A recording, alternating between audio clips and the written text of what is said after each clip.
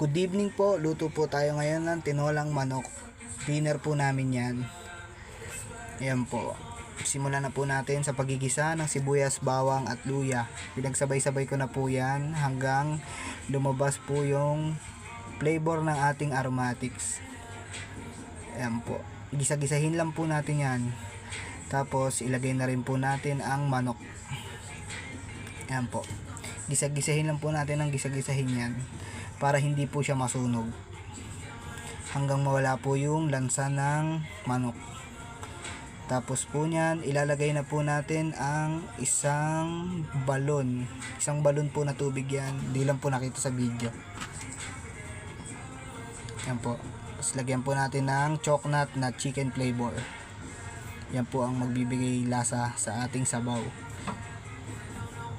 Takpan lang po natin siya hanggang kumulo. Ayan po, kumulo na po agad siya. Ang bilis lang po, di ba? Tapos lagyan na po natin yung papaya at saka po yung siling panigang. Siling panigang pero nilagay sa tinola. Ayan po. Hintayin lang po natin siyang kumulo.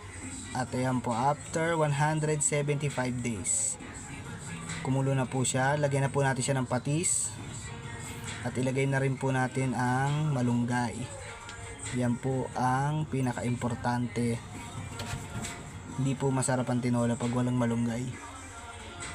Yun lamang po. Maraming pong salamat sa inyo. Sa lahat po ng patuloy na sumusuporta sa akin. Paalam.